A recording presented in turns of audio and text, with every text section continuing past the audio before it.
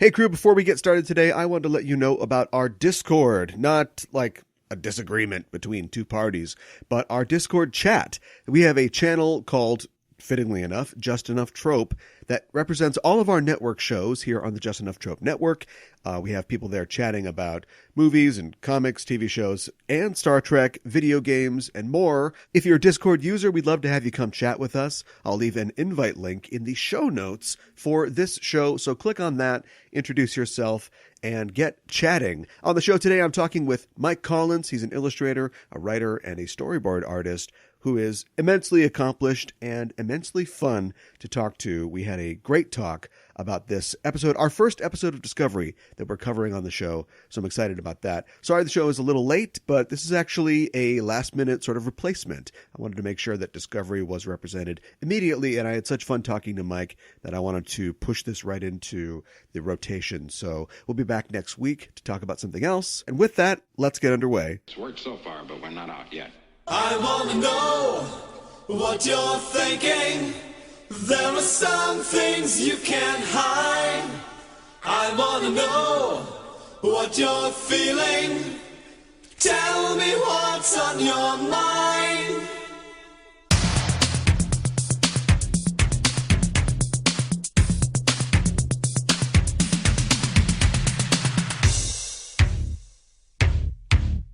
Pure energy.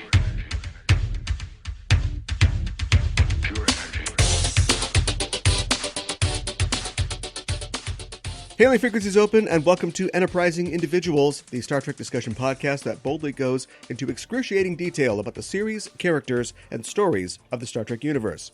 I'm your host, Aaron Coker, aka Caliban, and you may be worried about climate change, about Brexit, about wars and rumors of wars, but they've got Al Green in the future, people. Everything's going to be okay. I'm joined on this episode by Mike Collins. Mike is an artist and a writer and has worked in comics in the US and UK for over 35 years, providing illustration for Marvel's line of Star Trek comics, as well as Trek comics under DC's Wildstorm imprint. He's also been the cover artist on Pocketbook's line of Star Trek Starfleet Corps of Engineers books, and along with Ian Edgington was the co-author of the 2002 SCE novella Caveat Emptor. Mike, welcome to the show. A pleasure. Thanks for having me. That's good to have you. Permission to come aboard granted. Today we'll be talking about Magic to Make the Sanest Man Go Mad, the 7th episode of Star Trek Discovery. Writing for a weekly TV show is no easy feat. You've got to balance multiple characters and premises, develop those characters and their arcs over the course of a season, provide a unique and engaging story on a weekly basis, bring it in on time and on budget, and do the whole thing all over again the next week. The teams of writers behind each Star Trek series spend months charting the course that our characters will take. They shepherd their stories from pen to set to screen, and it's their careful stewardship of those characters that makes them so well drawn and captivating. Sure, Nicholas Meyer may have banged out the script for Wrath of Khan in a fortnight, but he didn't have to work on The Search for Spock, and look how that turned out. The secret weapon in the sci-fi TV writer's toolkit, however, is the time travel episode. Want a character to reconcile with their past? Have them meet their estranged parent when they were young. Need a ticking clock for the plot? Have a character witness an impending apocalypse. As the scion of Trek storytelling on 21st century streaming TV, Discovery has the unenviable task of building a new narrative while keeping the attention of a new audience. But with a little time travel magic, it allowed our protagonists to catch a glimpse of what is possible if they can escape their own insecurities. But we'll talk about that a little later in the show. First, Mike, I always ask new guests to the program about their backstory. How did you become a Star Trek fan? This is a weird one. Okay, in Britain, we didn't get the Star Trek TV show until the week after the moon landing. So this is actually the 50th right. anniversary. Yeah, seriously. Yeah. So this is actually the 50th anniversary of Star Trek now, as far as I'm concerned. Okay. But the weird thing is we used to have this weekly anthology comic in Britain called TV21, and it started off doing a lot of the Jerry Anderson stuff. So Captain Scarlet, Far 5, all the sort of the puppet tie-in stuff, and it started to diversify a bit. And somehow or other, before the TV show was on air over here, they got the license to do Star Trek as a comic. Okay. So, what would I have been? Been at 8 at the time. So as far as I was concerned, Star Trek, the TV show, was just like Batman, the TV show. It was based on a comic. Okay. In my head, Star Trek has always been this TV adaptation of a comic strip I really, really liked. Sure. Okay. So your way in was comics then, literally. Absolutely, yeah. That's interesting. Now, I know that there's, of course, Doctor Who has been on for even longer than Star Trek, and started in the UK, and that's something that we got a little later over here. And there's a lot of like comics and of course a lot of tie-in novels and radio plays for Doctor Who as well. So you're getting Star Trek comics, but are you getting books? Are you getting the photo novels like they had like in the late '60s and early '70s? Yeah, we had we had the James Blish adaptations of the episodes where because James yes. he was based in Britain, so he hadn't seen the show. You read the first couple of adaptations that he's got in there, and there's this wildly different show that was going on in his head. yeah. Which I loved. I just thought it was great. That was quite enjoyable. We did have the photo novels. I seem to remember those coming a bit later. But I do remember getting the hard bubble gum with the trading cards that built up into a big picture of. I think it was from Mud's Women, which is quite ironic considering the episode we're talking about today. Yeah, right. It's interesting to see how early authors and sci-fi authors and creators interpreted the world of Star Trek before we had the sort of canonized idea. You know, even in the first season of Star Trek, they're still building on what's really going on here. You know, the Federation doesn't make an appearance until like a dozen episodes in, and just the concepts that the way that the franchise was being built. And having somebody like James Blish, who's, very creative and a great author, just running with it, like seeing what he can come up with. Yeah. And having Spock slamming doors as well. Yes. Yeah. Acting very differently. Yeah. It's like the Splinter of the Mind's Eye, the novel that was written as the sort of sequel to Star Wars in case it didn't work out, and seeing the different, we don't usually cross the streams here on the show and talk about Star Wars, but I think it fits, but seeing the different concept of the Force and the way that, what Darth Vader's ultimate goal really is. There's a whole scene in there in Splinter of the Mind's Eye where Darth Vader goes on about killing Luke's dad, and it's like... Right, yes. Figure that out, canon freaks. Well, we're going to dive into Star Trek in just a little bit, but first I wanted to talk about another sci-fi franchise that you've got a long history with that I mentioned before, Doctor Who. You've been drawing for Who in comics since its return in 2005 for Panini's Doctor Who magazine, as well as graphic novels and the IDW run. There's a lot of similarities in philosophy between Who and Trek. In fact, Never Cruel or Cowardly would fit pretty well into the Starfleet Charter, I think. Oh, absolutely. Yeah, I mean, I think I was like doubly blessed because I'd grown up with Doctor Who as a thing there anyway, and having Star Trek as well. It was those two shows, and I think Stan Lee's take on Marvel Comics basically fixed my moral compass. Oh, for me as well. It's all about be good, Yeah, be good. Yeah.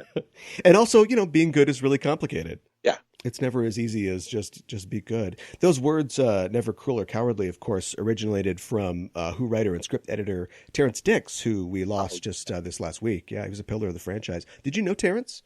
I didn't know Terrence, but like a lot of other British Doctor Who fans, because we're going back before the days of DVDs, we're going back before the days of VHS or Betamax. The only way you got to re-experience a Doctor Who episode was like the Star Trek James Blish books, was you read the novelization. Terrence did a lot of those, so he was like one of my main authors growing up.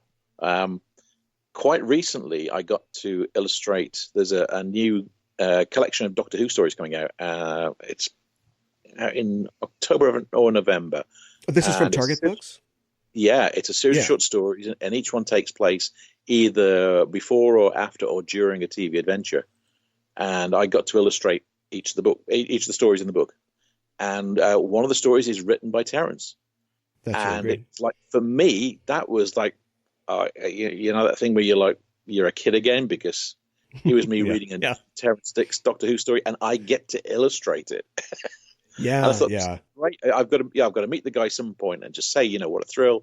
And then unfortunately, he passed away last week, so I missed that.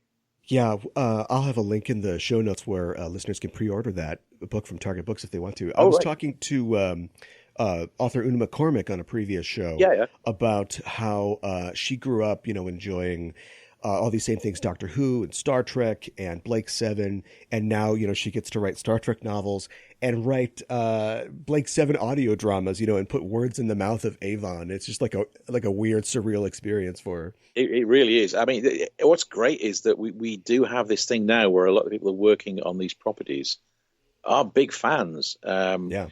I mean, even like the showrunners, Russell T Davies and Stephen Moffat are just massive fans of the stuff. Going back way, right to the start. They're both at the same age as me, so we sort of grew up, in completely different bits of the country, but we had that as a link. So, because one of my other jobs is I'm the storyboard artist on the TV show, Doctor Who TV show. Mm-hmm. And we had an episode, it's a two-parter, at the start of the season a couple of years back, which featured the dialects really heavily. And I got to draw lots and lots of pictures of dialects, and then they put the dialects in the positions I'd drawn them. So I had the biggest toy set in the world. And I bumped into Stephen Moffat in the reception of the BBC. He said, yeah, how's it going? Is it going well? And I went, you have basically made the 7-year-old me very, very happy, I said. Thanks for letting me play with the toys. Yeah. Oh, yeah.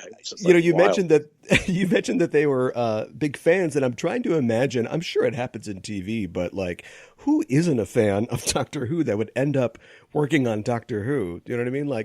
If you just, I suppose, back in the days of early Star Trek, when you could just submit scripts as a potential screenwriter, maybe you had an LA Law spec script, you had a Star Trek spec script, and I guess it would be possible to write for these long-running franchises without being a fan. But yeah, I mean, you'd have to bring some of your love and just interest in this world to what you're working on. I can't believe somebody would sit down and be like, Data, so what? He's got no emotions? Okay, just Data's doing this. Well, yeah, I think we saw that in Star Trek Nemesis. Well, we saw a screenwriter who was friends with the actor who played Data, so I think that's we had a director that had no clue.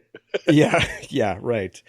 Still, first Dune Buggy and probably only Dune Buggy in the Star Trek universe. So I'd love to, as a comics fan myself, I'd love to pick your brain about your work for Marvel UK in 2000 AD. But in the interest of time, we might have to save that for a future conversation. Most listeners would probably be more familiar with your stateside work for Marvel and DC. Sure. I have a near complete run of Uncanny X-Men with a few glaring absences, one of those being Uncanny X-Men 266, which features the full appearance of fan favorite Gambit. Yeah, I missed getting it when it first came out, and of course when I went back to get it, it was a huge collector's item. Well, it's coming out as one of those, what are they calling them? Not Legacy or... Like a Marvel Masterworks? Marvel Milestones. I think it's out in November, so you can get it with all the original adverts. So, at that time in the late 80s and 90s, there's a lot of talent floating around the Marvel bullpen that people would just recognize as world class. Jim Lee, Mark Silvestri, Rick Leonardi. Were you a regular on any books at that time, or were you doing fill-ins for things like X-Men? It was a weird thing because actually I've been working for DC Comics for 4 or 5 years at that point. We used to have these big London conventions, comics conventions. It used to be the only convention we had each year. And DC sort of found out about the British artists because Joe Staton, who'd been drawing Green Lantern, had gone over to London and had met Brian Bolland and stayed with Brian and his wife and sort of gotten really well. And he got Brian to do some cover work for Green Lantern. And there was this moment of there's artists over there. And so DC sort of sent over their talent scouts and sort of took a whole bunch of people back. And so DC had quite a big presence at a lot of those London shows, and I got picked up there. And I was doing superhero stuff for DC for a while, and then they got the rights to the TSR books. So lots of Dungeons and Dragons stuff. Sure. Because I'd done, there was a strip in 2000 called Slain. Because I'd drawn Slain, I sort of got on with that because I could draw dragons, I could draw swords. So right, fantasy, yeah. So I did the TSR stuff for a couple of years, and then I went to DC and just said, this is starting to wane, and as all things do, things pass. Can I do some superhero stuff? And they're going, no, you're a sword and sorcery guy. I went, but I started doing superhero stuff for you. And you're a sword and sorcery guy. We know that. And luckily, Alan Davis, who's been was one of my oldest mates in the business, had said to me, so do you want to come work for Marvel? And I went, yeah. And I did some spec work for them, and I got to do it was a 3-part Submariner story that ran in Marvel Comics Presents, the weekly book. Yeah. Because they just needed hot bodies. They just need people that could hold a pencil and fill in pages. And Bob Harris had seen my pencils to that and said to Terry Kavanagh, who was the editor on that, said, "Do you think I might want to draw the X-Men?" And Terry phoned me up and said, "I know the answer to this. You want to draw the X-Men?" Yes, please. And so I got to do a few issues of the X-Men, and I started off doing some classic X-Men, the backup stuff. So when they got as far as the Dark Phoenix story, Chris Claremont wrote this whole new epilogue to the Dark Phoenix story, which I got to draw. And then Bob Harris got me on working on the regular book. About the same time, DC were like, "Hey, you can draw superhero stuff. Do you want to come back to us?" Sure. So I ended up doing a few X-Men things and a few other bits and pieces from Marvel, and then back to DC and did superhero stuff for a while, and then that all then morphed into the Star Trek stuff, and I just bounced between the companies doing that then. So. I mean, and at that time, I mean, Star Trek is a fairly proven franchise at the box office, but at that time, of course, there wasn't a lot of success with regular rank and file superhero movies at the box office. That's totally changed now, of course, and it seems like all action movies are just superhero movies now, for good or bad. I wonder why they can't get a Gambit movie off the ground, though. I think they got so far with it, but now that Disney owns Fox, I think it's clearly out the window. What they're probably going to do is gradually introduce the X-Men, maybe even singly. So I think Wolverine will probably turn up first, inevitably. But they'll build it up as like a back burner thing, like they did with a few other properties. Sure, that'd be interesting. You'll have that, that will come together. So the way Kevin Feige did the Avengers was genius. Oh yeah, building up over several movies. It's like, hang on. This is great. This is all the stuff that I grew up loving as a kid, and here it is on screen. And by the time of Endgame, the Marvel Avengers Endgame movie, I don't know about you, but for me, that's how the comics used to look like in my head. Oh yeah, The lines on page, but in your head, you just bring the whole thing to life. And somehow they'd scrape my brain and stuck it on a screen. Yeah, for me, what the success in the writing really comes down to them understanding the material and doing what any great writer would do who's coming onto a book that's been literally around for 50 years, is finding the familiar elements, but finding the ways that they haven't been, taking those ingredients and making some new recipe out of them, and doing things that we've seen in the comics, but doing them in a fresh new way, but yet at the same time leaving things there to reward longtime fans. I always said to my girlfriend years ago, that's she's like, is Cap going to die, at the end of this sort of cycle? And I'm like, I'll tell you what, he's not going to die until he picks up Mjolnir. Just as a comics fan, I know that they know that we're waiting to see Captain America, pick up that hammer and show he's worthy. And yeah, we got moments like that all over Endgame. Oh, Endgame! That moment in Endgame. Have you ever been in a cinema, in a movie theater, where 800 people have nerdgasm at the same time? Yeah, it sounds like a football match. Yeah, it was like, oh yeah. Well, yeah, that's okay. This is totally not Star Trek talk, so we should probably get back on the main path. But I hope to see a Gambit movie someday and see special thanks to Mike Collins in the credits. I was going to say that this is one of the weird things, is that the most reprinted comic book I did, and the most valuable comic book I did, I actually drew in 10 days. Yeah. Time schedule. I knocked that out, and it's like, okay, it's done now. It's done. It's fine. I can go to the next thing. And it's like Bob Harris is saying, this character's gonna be big. I'm going, okay. But I sure. Yeah. I have no idea. I'm not trying to hear that. I'm working on this Teen Titans or some other thing now. Yeah, that was it. Well, in addition to comics, you've done a lot of work for television yourself, as you mentioned, as a storyboard artist for shows like Doctor Who and Good Omens, Sherlock, Sex Education, and the upcoming His Dark Material series for HBO, which I want to ask a million questions about. I know you can't say a thing about it. It's got polar bears in it. Okay, all right. I suppose that's a little bit of a spoiler there if you haven't read the books. When I think of storyboarding, I tend to think of like film, sketching out camera moves and action sequences. But when it comes to TV, I associate storyboarding with animation or commercials. I mean, I can't see anybody storyboarding an episode of Cheers, for example.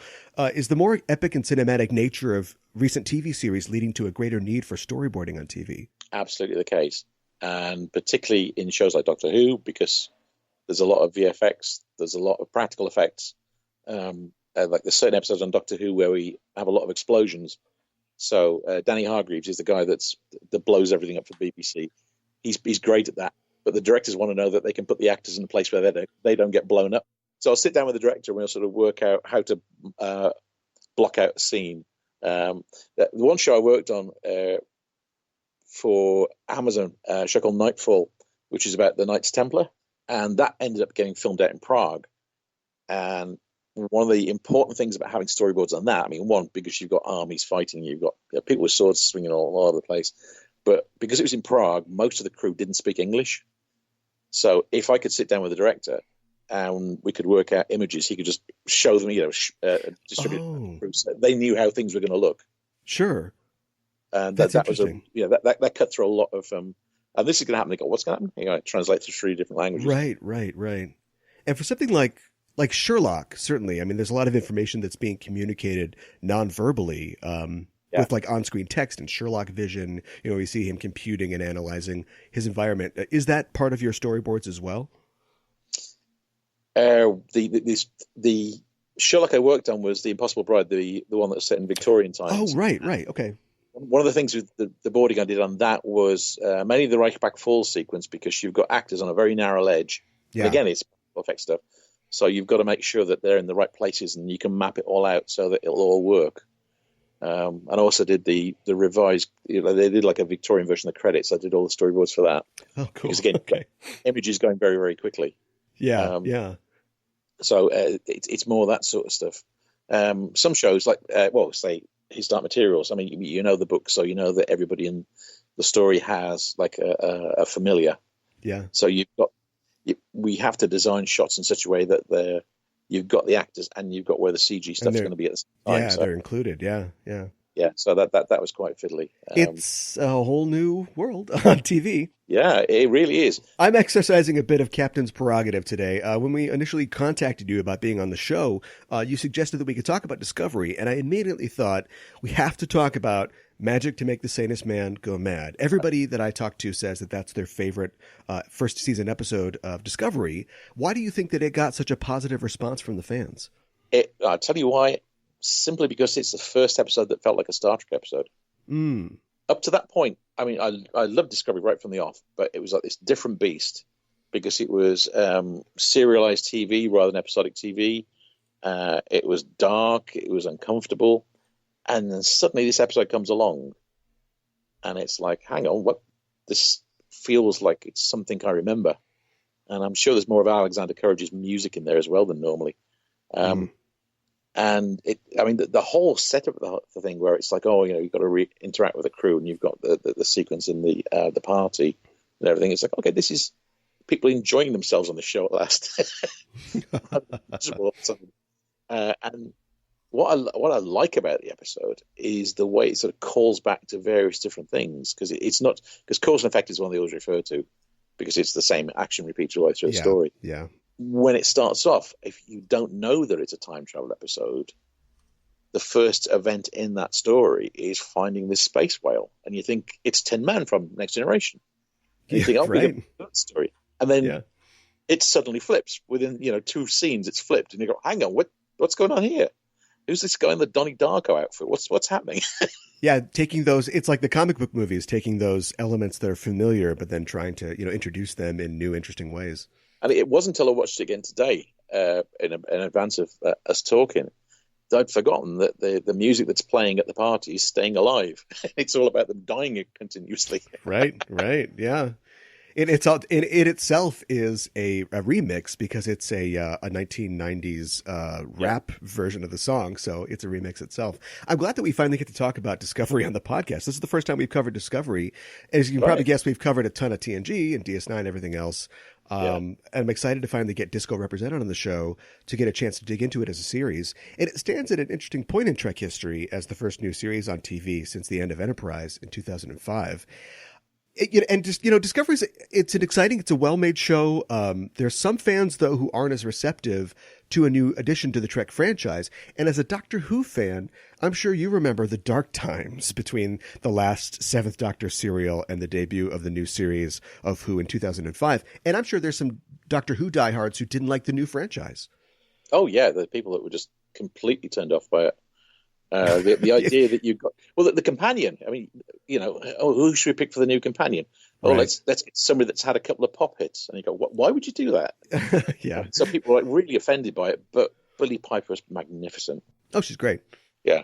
Twitter had actually started a year later in 2006, but if it had existed, I'm sure there'd be a "Not My Who" hashtag. Oh yeah, absolutely, yeah. And why isn't the Doctor got a silly outfit? Why is he dressed like a bloke? Why is he in a jumper? Yeah. Yeah. It's funny because my real introduction to, and I'm a huge Who fan as well, my introduction was the Fox movie, the American TV movie. I'd seen it on TV as a kid, just knowing that it was a guy in a scarf, running from cardboard robots. But it wasn't until I was I think I was in high school or junior high, and that Fox movie came on. And this is in the early days of the internet, so I kind of knew who the character was, and it was called Doctor Who. So I actually had to go to like message boards and, be like, what is this? Like, is this the same thing as the guy with the scarf? And that's where I started to learn about the aspects of the character. And he has two hearts, and he has a TARDIS, and all this sort of thing. And that's kind of how I got into it. So, you could jump on at any point. Absolutely. Yeah. I mean, it's somebody that comes in and changes the world. But yeah. Because it needs changing. Because it needs changing. Yeah. Yeah. Well, I think this is a pretty good jumping on point for anybody who wants to get into Discovery. It's the episode Magic to Make the Sanest Man Go Mad. It first aired on October 29th of 2017. The episode was written by Aaron Eli Colliet and Jesse Alexander. Colliet is no stranger to superheroes. He was a writer and producer on the first season of Heroes on NBC. He'd also go on to write for Ultimate X-Men at Marvel, and he was a producer on the first season of Discovery, and also wrote with Alexander the Discovery episode The Butcher's Knife Cares Not for the Lamb's Cry. So they like these long titles. Colliet also wrote the pilot episode for the upcoming Netflix adaptation of Lock and Key. Oh, wow. Jesse Alexander was also a writer and producer on Heroes, and he served as a producer on the ABC series Alias and also on Lost. He was the showrunner for the second season of the Starz series American Gods, and he also wrote the 2009 comic one-shot Sergeant Fury and His Howling Commandos Shotgun Opera. Ooh. Did you guys get, you got all those 60s comics, did you get Sergeant Fury and His Howling Commandos in the UK? Yeah, we did. It wasn't a comic that bothered me that much because one of the problems I have is growing up in Britain, a lot of the comics we got in the 60s and 70s were all these war comics. Oh, yeah. Because we won the war. Right, right. And I really, really hated war comics.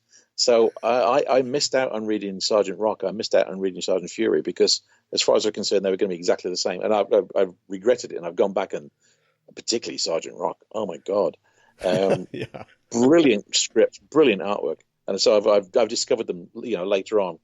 But so I didn't read those. I like the superhero stuff. That's the thing that appealed to me in American comics. It's interesting too how like you said. I mean, it's set against the war, but it's a superhero comic basically. You've got Fury in charge, and then you've got Gabe and everybody else, and they all fill these roles, in like this kind of super team. But you guys got us back with James Bond though. Like, who really won the war here? The episode was directed by David M. Barrett. Barrett is a prolific television director. He has the distinction of being the first director of a prior Star Trek show to work on Discovery. He previously directed the Star Trek Enterprise episode Divergence. The stardate for this episode is 2136.8, and it goes to 2137.2, which is a little strange because the pilot of TOS, Where No Man Has Gone Before, takes place 9 years after this episode, but its stardate is given as 1312.4. And adding to the confusion, the episode after this, Si Vive Pacem Parabellum, takes place on Stardate 1308.9. So time is very important in this episode, and of course we relive the same day over and over again many times, but I wonder why there's this sort of strange variance in what the Stardate is. I don't know if it's a mistake or it's a commentary on something. I strongly suspect they wrote the numbers down as holding patterns and nobody changed it. Yeah. I often wonder, I mean, that's clearly how it was done on the original series. Just what is it again? Just 4 numbers. That's fine. In the David Jarrell book about making Star Trek, the original series, there's a whole bit on that, how they just go through and brass it out on how the dates work. So, because there are different parts of the universe and time moves slightly differently. And obviously, when the curve of the universe is this way, the date's actually here. And it's like, what? Okay. Yeah. Yeah, if you're going clockwise or anti-clockwise around the galaxy. My friend, author Dave Gallanter says, for a TV show, Star Trek is a terrible documentary. Well, your assignment, Mike, if you can, is to give us a 25-word synopsis of Magic to Make the Sanest Man Go Mad. 25-word synopsis, okay. It's not going to be 25 words. It's a show where characters get to find out things about themselves and then forget them repeatedly, but still manage to develop as characters.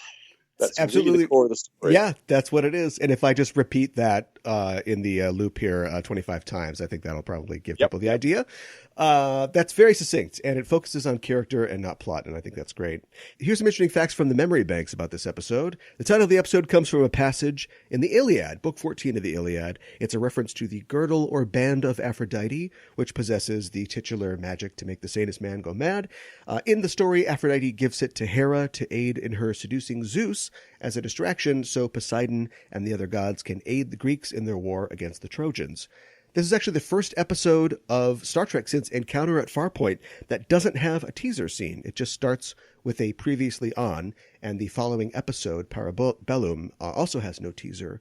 And that's something that I think is fine in storytelling. You know, it's okay to break with tradition. I think they're still kind of finding their way in the new world of streaming. I think it's interesting that they leave commercial breaks in.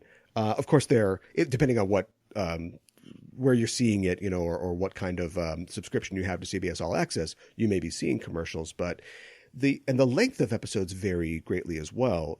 They can be 35 minutes and they can go to over an hour, which is a little jarring when you've been watching Star Trek, you know, for years and years, and it's been kind of the same way. What do you think? You haven't worked on Star Trek as a storyboard artist, have you? No, I haven't. No. But a friend of mine, Rob McCallum, does. Oh. So we swap storyboarding stories. Sure.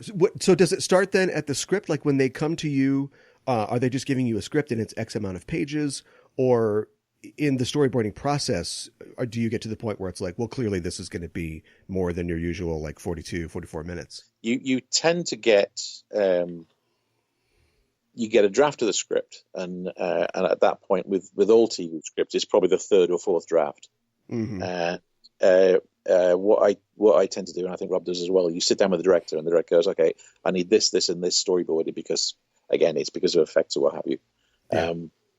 And then you break it all down and see how this is going to work in such a way. And what I found with my storyboards is, even on a weekly show like Doctor Who, is my artwork will actually change because of the needs of the director. So even though I'm the guy drawing it, my job there is to realize the vision of the director. Sure. So Rachel Talalay, who I've worked with quite a bit on Doctor Who, the way she approaches things is differently to, say, the way Douglas McKinnon, who I work with on Doctor Who and on Good Omens. They have different approaches. You can end up having, say, like 3 hours in a meeting with the director and you block everything out, or you can have like 5 minutes and go away and draw that. Okay. And it's like, oh, okay. Interesting. So it's your job then to realize what it is the director wants. What's interesting is things can actually change because of the storyboards. We're going back to Doctor Who now. We're sort of straying off what we're supposed to be talking about. That's okay. But on Flatline, the Doctor Who story where the TARDIS is shrinking and shrinking and shrinking. I love that episode. Yeah. Well, originally, the scene where the hand comes out the TARDIS and walks along is like just a couple of beats. But they saw my boards and went, "Do you know what? This is going to be great." So they rewrote it. So there's like a longer sequence of that. So, it becomes Cousin It. Just Yeah. Well, I mean, it's a collaboration. I was listening to a podcast where another storyboard artist who was talking about their process and talking about working with different directors and different productions and doing a Marvel movie and the script coming in and revisions coming in and doing it one way and then finding out, oh, we can have this hero we didn't know that we could have. And so, of course, a rainbow color of script page colors is coming through. Oh, yeah. And then they also worked on something with the Coen brothers and they work with them frequently. And they said, I think I got a yellow script page once 15 years ago. Like they come in knowing exactly what they're going to get, exactly the way it's going to be done. And then that's the way it happens. It is all different. On I lose track. It's series 9 or series 10 of series 9 of Doctor Who, where it was the end of the Clara Oswald storyline. Mm-hmm. There's the last one episode, the one where the Doctor again is reliving time again and again. So it's actually pertinent to this. I was only getting like 3 or 4 pages at a time of script. Because Steve Moffat was writing it and there was the producer, yeah, he was sort of heavily involved in stuff. So I was getting it like this chapter play. So I'd be storyboarding stuff and not knowing what's going to happen next. And go, oh wow, like calling at the production office, can I get more pages? Get more pages? Well, you have to wait. Hey, sure. You can't end this. You get it on a subscription plan. That's the plot of repeating the same sequence. So yeah. Well, that's our excuse then. Mud's bunny helmet in the episode is an Andorian design, which makes sense. It was inspired by the Orion who was disguised as an Andorian in the TOS episode Journey to Babel. They also wanted an anime look for it, and I think they achieved that. Despite the storytelling ambitions and effects present in the episode, it was actually conceived as a bottle show. That is an episode that uses existing sets in an effort to save money. And I understand the sets and I understand like casting guest actors, but there are so many effects in this episode. I can't imagine they saved that much money. No, I can't. I can't say that at all. And it's interesting about the makeup because the thing for me, as soon as Mud comes out wearing that outfit, the first thing I thought of was Donnie Darko, which is again a story about repeating times. Yep.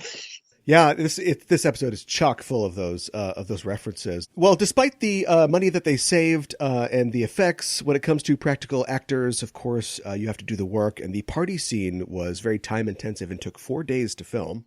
Oh, which is interesting for just having like 2 or 3 scenes, basically 2 or 3 setups. This is also the first Discovery episode in which no Klingons appear on screen. Discovery as a series has had no apprehension about featuring modern music, that is 20th and 21st century cultural references, and 2 20th century songs feature in the party scene, specifically We Trying to Stay Alive by Wyclef Jean and the Refugee All-Stars, which samples Staying Alive, of course, by the Bee Gees, and also it includes Love and Happiness by the Reverend Al Green. Yep. And just a little bit of time travel loop accounting. Mud kills Captain Lorca and presumably the entire crew of Discovery at least 56 times in this episode. Based on that number, Discovery would experience 28 hours of elapsed time in its repeating loops. That's always sort of the dark side of second chances and repeating loops. They go through that also in Cause and Effect on TNG, where they calculate that they've been in the loop for like 17 days or something like that. Yeah. This episode was nominated for a Hugo Award for Best Dramatic Presentation Short Form, but it would lose to the Good Place episode, The Trolley Problem, which that's no shame in that. That's a great episode, too. No, not at all. I love The Good Place. Let's talk about some of the guest stars in this episode. Catherine Burrell plays Stella Grimes. Catherine Burrell is the first actress to portray Stella Mudd on screen. Kay Elliott plays her in I, Mudd, but that was, of course, a series of androids who, let's face it, were somewhat spitefully, I think, designed and built by Harry Mudd. At this point in his life, he's got a negative opinion, I think, of Stella. Beryl is also a series regular on the series Workin' Moms and Winona Earp. Peter McNeil appears as Baron Grimes, the father of Stella. He's had a long career in television and film since his start in the 70s and has appeared in such films like Crash, Dog Park, and History of Violence. He's also had many TV roles, and he was a series regular on the U.S. version of the British show Queer as Folk from Russell T Davies and the Canadian series Cats and Dog and Call Me Fitz. And he appeared in the 1990 movie Stella starring Bette Midler. Random fact there. I wanted to point out random communication officer man, who is not appearing for the first time in this episode. Of course, he's played by Ronnie Rowe Jr., and his character's name is R.A. Bryce. But this is the first time that he is sort of called out on the screen. And I thought it was interesting that definitely in the second season of Discovery, they're definitely trying to introduce us now more to the bridge crew. I don't know if it's just a factor of, okay, we've been renewed, we're on now for a second season. This isn't all about Michael Burnham and like the war with the Klingons. But I've seen a lot of fans, and myself included, be really excited about that, because when you think about Star Trek, sure, Kirk, Spock, and McCoy are the focus, but I love the Chekhov moments. I love when Sulu's doing something. I love when Uhura gets to do something. And getting that on Discovery has been really great.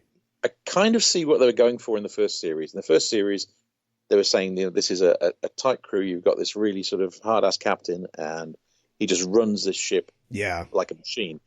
And the thing is, if you're in that situation, you wouldn't refer to each other by your names, because you all know who you are. You're just doing your job, and that's it. If you get shouted at, he's shouting out to you because of what your job is. So first series, right, you don't know who anybody's name is. And I love the moment in series 2 where Pike goes on the bridge and just goes, "Who are you?" And he goes, "Comms. No, what's your name?" He goes, "What's your name? And what's your name? And what's your name?" Like, yes, thank you. Yeah, a little bit of personnel accounting there for him and for the audience as well. Yeah, absolutely. Fun fact: when Discovery's Universal Translator malfunctions in the season 2 episode in Obel Fakaran, Bryce was heard speaking Welsh. Yep. That was that threw me completely. Hang on, what? Now, I know that you worked on Mabinogi, the first Welsh language graphic novel, but are you fluent in Welsh? I can order beer. Okay. Oh, hey, that's fluent enough. That's as fluent as you need to be. No, my daughters can speak Welsh because they've sort of grown up. And my eldest daughter actually is a primary school teacher, so she teaches little kids, and quite often, because of Cardiff is mostly English. But if you go into the valleys and you go into mid Wales, then Welsh is the first language. Okay. So she sort of, and her husband actually is a native Welsh speaker as well. So it's there, and I can follow it a bit. But speaking it, I've got one of those minds that sort of is binary. So if I'm speaking English, I'm speaking English. If I'm speaking foreign, I'm speaking French. Sure. So I did a course in sort of learning. I've done it a few times trying to learn Welsh, and I get so far along with it, and then when I'm under pressure, I'll start gabbling, and they go, "You're speaking French." but that's foreign. Isn't that fine? Yes. You've got like one drawer in your brain for a foreign language, and we got to take French out of there. Yeah. Rainn Wilson, of course, appears as Harcourt Fenton Mudd in this episode, and he should need no introduction as the man behind Dwight Schrute, the role he played for 9 seasons on the American version of The Office. It's a role that he received 3 Emmy nominations for. Wilson has had many TV and film and voice roles in his career. His first film role was that of Senior Thermian Requisition Officer Lonk in 1999's Galaxy Quest. Oh, wow. And I was thinking Never Give Up, Never Surrender could also be in the Starfleet Charter. Yeah. Except it's a bit of a tautology. Let's talk about the episode proper here. We have, of course, been through the reboot before in other Star Trek episodes that we mentioned before, like Cause and Effect. So other than just trying to connect to an earlier audience and also trying to save money, I wonder what made them decide to do this, like right in the middle of this brand new series that's a bit of a gamble on streaming TV. They just stopped the whole thing just to do this one sort of character-based episode with a time loop. I think it's down to the character part. I think they wanted to advance the relationship. And if you've got this sort of hell for leather, grim, gritty war story going on, then you can't really do that. You need like a pause. And by creating that device where they could keep meeting up again, and it's almost like their relationship develops, even though it's the same 30 minutes repeated. Yeah, I quite like that. I think that's quite a nice sort of device. There's echoes of something else as well, and it'll come back to me. It hasn't come back to me yet, where the same sort of thing happens. Of course, it's a bit of Yesterday's Enterprise in there as well. Yeah, because the whole thing that the Guinan role in this one is Stamets, so he's the one that is out of time and knows that things are changing. And that's quite funny in itself as well, because of that whole bit where, tell me something that you wouldn't tell anybody else and nobody else would know, so that next time I see you, I can say this. So I like that about it. It's a puzzle box thing, and Star Trek likes its puzzle boxes. Ship in a Bottle, the Moriarty episode. Yeah, it's all about solving things, and by creating a deliberately artificial environment, you actually create something quite sweet and lasting for the characters. Yeah, it's sort of putting your characters, in this sort of crucible, and that's different than their normal circumstances, and then kind of seeing what comes out of them. And like thematically, I really like the fact that, well, first of all, I like the fact that we've introduced, in earlier episodes, this idea of Stamets getting this magical space tardigrade DNA inserted into him, and so that gives him an awareness beyond like a normal person existing in that time period. I feel like depending on like what series you're looking at, like the Doctor sometimes has this. If there's a paradox or there's something wrong with time, everybody else is going about their lives, but the Doctor sort of stands apart and outside of that. And he's like, wait a minute, I know something's wrong here. We have to fix what's wrong. And so we start with Stamets as kind of the missing piece. The way that this episode starts, Burnham is talking on her log, and she's talking about how she's settling into the routine of the ship.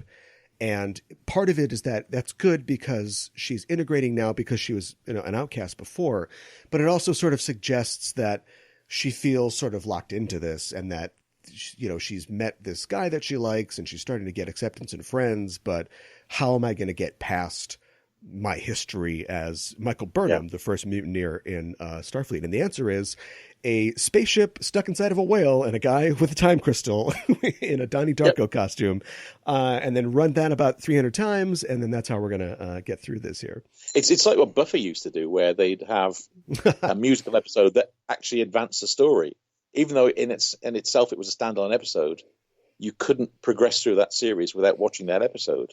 It was absolutely crucial to the overarching story. Yeah, there's an episode of, I'm going to get in trouble because I always bring up the TV series Farscape on my Star Trek show. But there's an episode called The Locket where the crew gets trapped. They go to this planet, and it's an interstellar situation. Like the planet has higher gravity so that time moves faster there. And they basically get caught on this planet, and they live out their lives until they're old people. And characters on the crew who have just met each other now have known each other their entire lives, and their relationships develop in a certain way. And there's a timey-wimey science fiction fix where they all finally get back on the ship at the end, and all that never happened. But it still kind of shows us, it kind of plots out where we're going to go. It kind of lets us look at the menu without serving us just yet. And that's just a great device, and it's a device that you can really only use in sci-fi. Yeah, and there's the Enterprise episode as well, isn't there? Twilight? Yeah. So you've got Archer older and sort of stranded on the planet and everything. So after the Earth's been destroyed, there's it's several years since I've watched it, and there's a bits of it coming together in my head. Sure. But it is that sort of thing where, again, you're sort of developing this story that isn't actually part of the bigger story, but it ends up informing those characters later. The characters. There we go.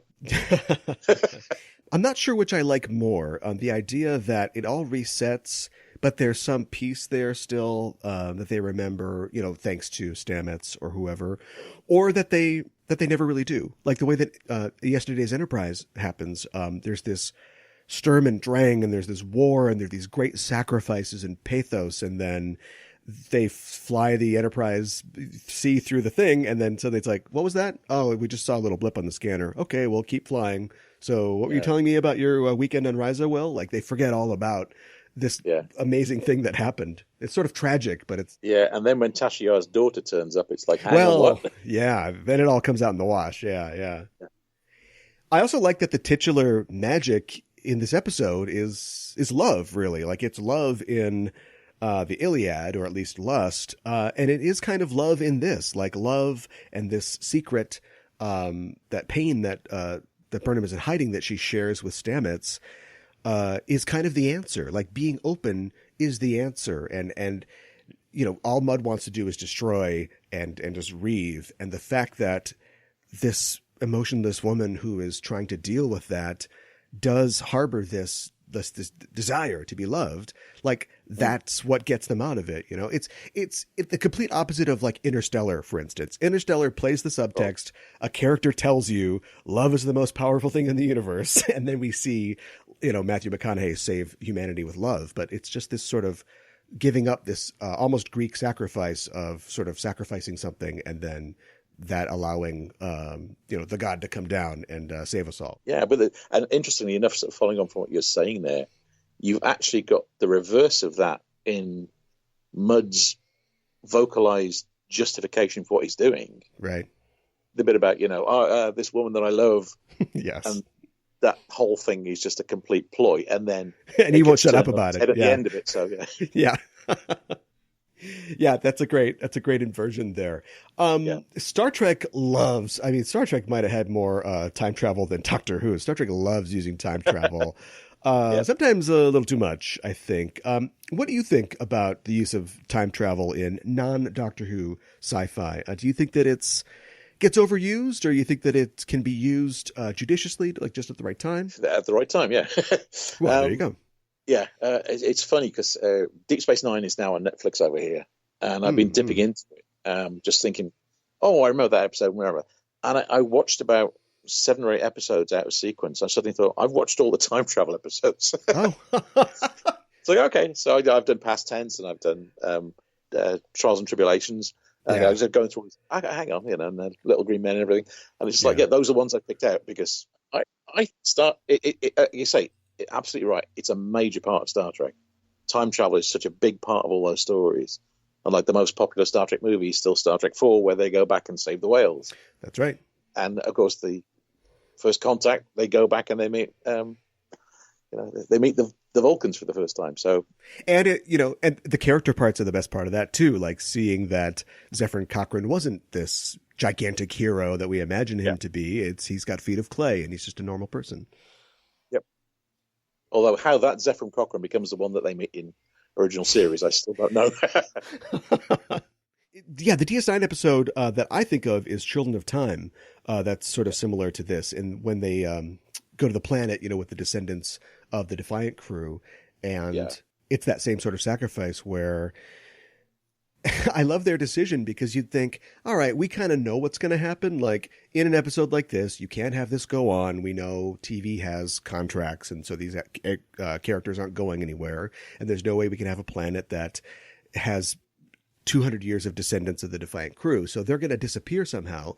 But at the end of that episode, the Starfleet crew members decide we can't let these people die. Like this is what Starfleet is all about. If this ruins our lives, it doesn't matter. Like this is the mission of Starfleet. So they're going to go along with it.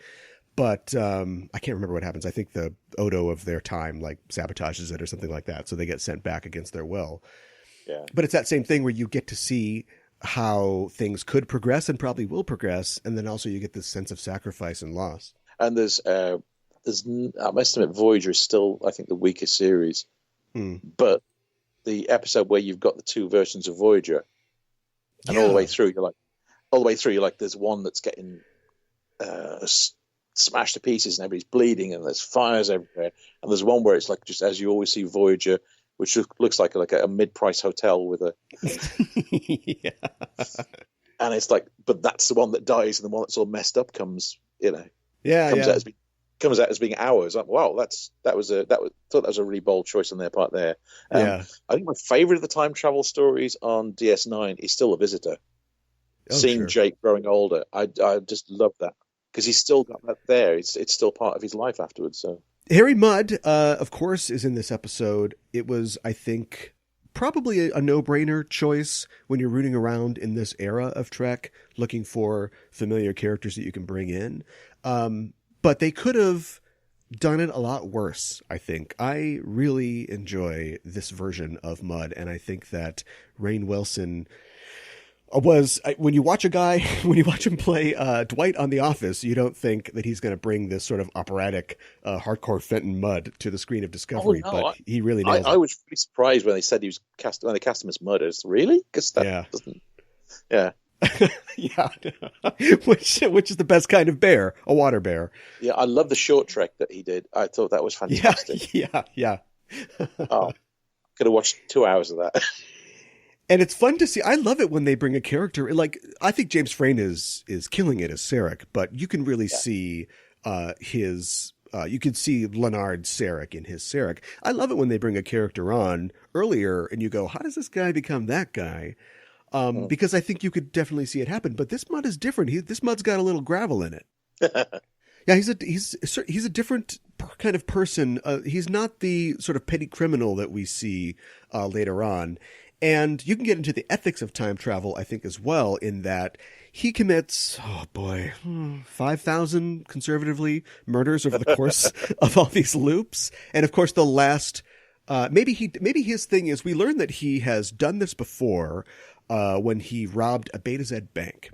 And they theorize that he must have had a time crystal. That's how he was able to learn the pattern. And we see that cool thing that you see in like Groundhog Day, for instance, where he just knows everything that's going to happen in this deterministic way. And that allows him to, of course, sneak in perfectly. So maybe he's committing these murders and he's not like a total psychopath. He knows once he gets it exactly right, nobody has to die, and he can get the best of Lorca and see that look on his face as he, flies away.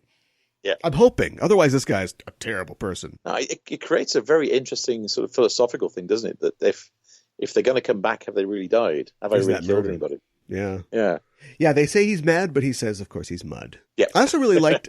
I also really like the idea of the Gormengander, which is I love space fauna, and I think that we don't get enough space fauna in Star Trek. No. Like I say, Tin Man. That's the first thing I thought of when. I'm sure that's what they wanted you to think as well. The idea of flying whale, space whale.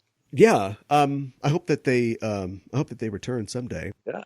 I like the party scene in the episode. I've heard some people complain that it's too modern. They've got solo cups and they're playing beer pong, and have rap music. But all the parties on TNG and DS9 are them eating cake and Riker's playing the trombone or something. They seem so stuffy. So it's nice to see that humans in the mid 23rd century know how to get down still. Yeah, I mean, it's one of the things that Russell T Davies was very clear about when he was doing Doctor Who. Really? He wanted things to be accessible to a contemporary audience. I mean, what he said is, okay, you're watching this, but what is it? You're seeing it on your terms. That, like in this story, those songs that they're listening to, but those aren't the songs that they would be listening to. It's actually treating it as this is a version. It's like this is a translation, rather than trying to do space music, which is always disastrous. Never works. Yeah, except for the cantina scene in Star Wars. Yep, but even that's like jazz. Yeah, it's basically jazz. Yeah. Yeah. So it's that's the thing, and Russell's. I was completely on board with what he did. So no, you've always got to be able to accept that these are things that you can recognise. You wouldn't necessarily recognise things at that point in history, but that being said, like in Britain, we still have people playing music from 500 years ago. Well, yeah, a lot of British folk music goes back way, way back, and it still gets played today. So. Maybe there's something to it. You think about American country music, that comes a lot from Irish folk music. There's a lot to that. Yeah. So that maybe it wouldn't be that different, but probably it would. Yeah. Also, it's a party, so they need a real banger for the party. Yeah. Like they could play some old English lute music, but it wouldn't necessarily be what they want to dance to. Yeah.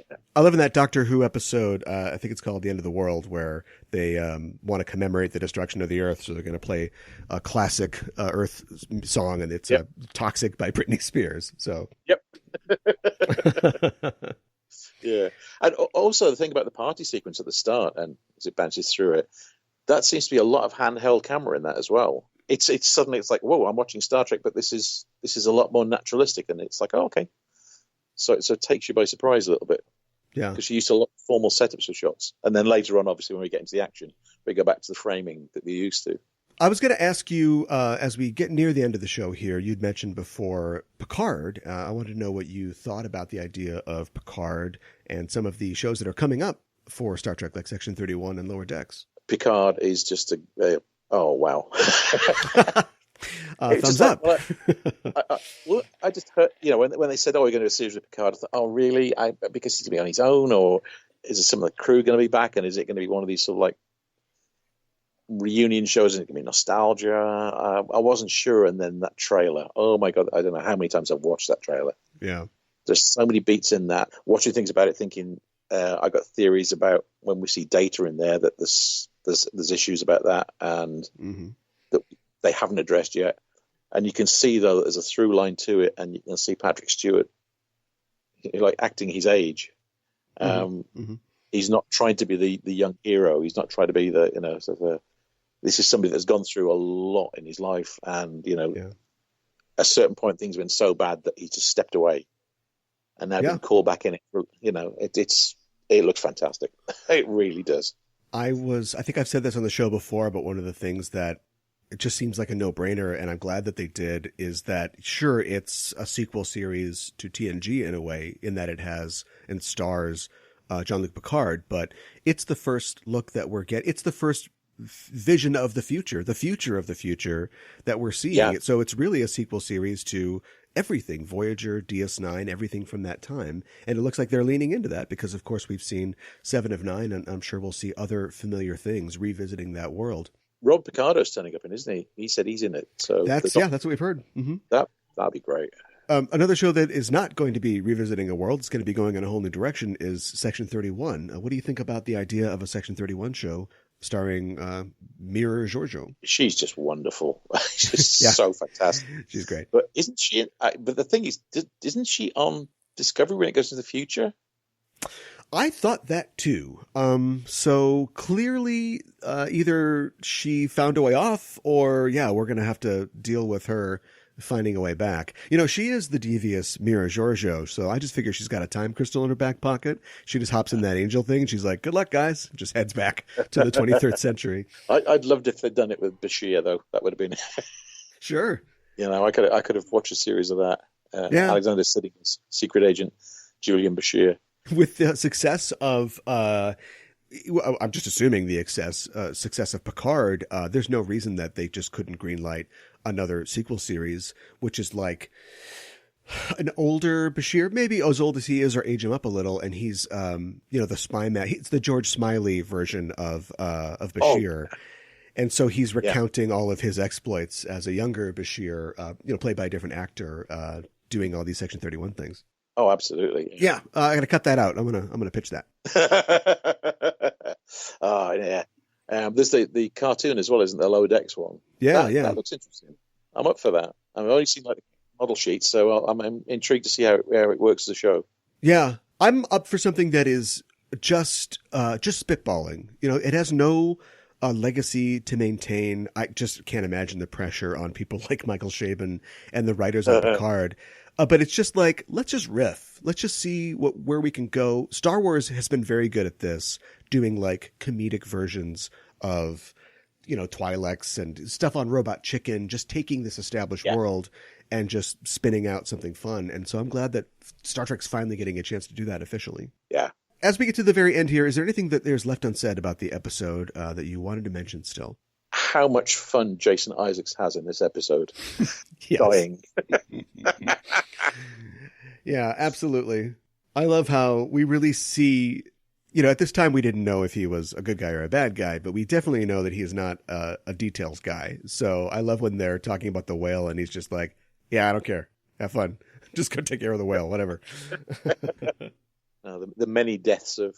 some shocking deaths too. That sequence. Oh, speaking of storyboarding, that sequence where Mudd really goes into overdrive and we get like the succession of kills, where he's just sort of killing him, turning around, same Mudd but new sort of setting, and then killing him in some other terrible way was greatly choreographed. You really have to get Rob McCallum on and ask him about it. Oh yeah, I will do. Let's talk. My space dad can beat up your space dad. Who's your favorite captain and why? It's going to be Kirk because he was there first. Sure. Although, do you know what? Pike, played by Anson Mount, might be edging him. I just thought that was a tour de force. Playing a character that, that had been around for like 2 episodes or a 2-parter, and just making it his own. I just thought he did a fantastic job. Yeah, and certainly I love how, in a second season of a show that started with seeing an evil captain, seeing a main character who had made a mistake and sort of forgotten the ideals of Starfleet, like positioning Pike as just the mold, just the guy that comes off the production line when you're going to make a Starfleet officer. Yeah, I thought that was really great. Yeah. Well, now that we've reached the end of the show, you'll receive a commission and the rank of ensign in our Starfleet. What department on the ship do you work in? Probably the kitchens, because it's the easiest job of the lot. You just press a button. Sure. Yeah. Well, yeah. Depending on what century you're in, I think you have to mix the potatoes still if you're in the 23rd century. But yeah, it certainly gets a lot easier as we move to the 24th century. Yeah. I always like the emphasis on real food in Enterprise too. Like they always have a scene where they're eating in the captain's mess and they're eating spaghetti and meatballs or something like that. Well, Ensign Collins, thanks for joining me to talk about Star Trek in the Star Trek universe. If people want to continue the conversation, and they can at EISTpod on Twitter and the Enterprising Individuals Facebook page, where can people find you online? Well, I'm on Facebook. I'm on Twitter, where my Twitter tends to sort of vary between comics, politics, and cat videos. That just sounds like a Twitter account to me. My youngest daughter refuses to let me go on Twitter. If I do anything political, I have to follow it with a cat video. So okay, you know things are bad with Brexit when lots of cat videos turn up. Good balance. That's a good balance then, yeah.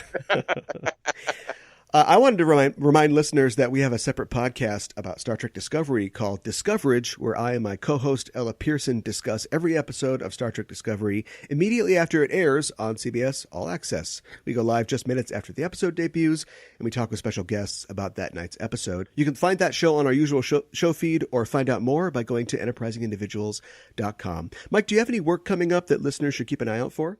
Well, his Dark Materials. Been a real pleasure boarding that, and obviously the next series of Doctor Who. Yeah. Both have been great fun. His Dark Materials has been amazing because it's a book I'd read years ago, so I had images in my head of how it should look. That movie that came out about 10 years ago was okay, but didn't quite capture it. But the TV show is really good. It's a fantastic piece of work. In terms of comics work, and it sort of ties in a bit to everything else we've been talking about. I've got a graphic novel out at the moment, which is about the first moon landing, called Apollo.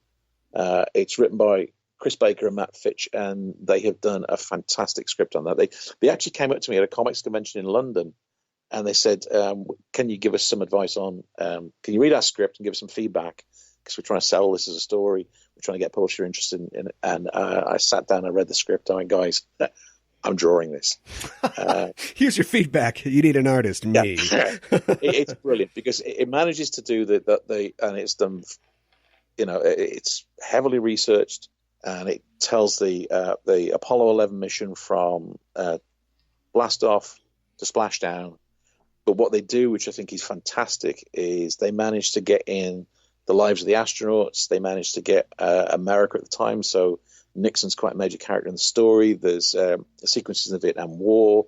There's just there's bits that make it feel like it was an event. It wasn't just three guys in a can going off somewhere. So Neil Armstrong's life was filled with tragedy. Buzz Aldrin's life, he had an overbearing father, and that's a big part of the story. My namesake, Mike Collins, sure, is this really happy-go-lucky guy that basically just enjoys himself. He paints. He's happy. And they were trying to come up with there has to be a beat for all, because 3 characters. There has to be a beat for all the characters. And they said, well, at a certain point, Mike Collins is on his own in the Columbia as it's going around the back of the moon, and he's asleep. So it's Mike Collins' dream. And it's great because to tie it in with the fact that it's 1969, you have Mike Collins hanging out with Dennis Hopper on the moon in a dream sequence. And that is just fabulous. It's a brilliant bit of writing. All right. Well, a review of that coming up on this show for sure. I got to check that out. Wasn't he, and for those few moments, he was the human farthest from Earth. Wasn't he on the dark side of the moon? Absolutely, yeah. And the thing is that the other 2 guys sort of were sort of like jockeying against each other to see who was going to be the first guy out there. And he went, look, guys, it's between you 2. For me, I'm just going up there, and I'm just fine with it. And I think that's great because, it's the world's first designated driver outside the atmosphere. Oh, that's fantastic. Okay, well, there'll be a link to buy that in the show notes as well. So please check that out, listeners. Mike, thanks so much again for joining me. My absolute pleasure. We'll be signing off until the next mission. Hailing frequencies closed. Some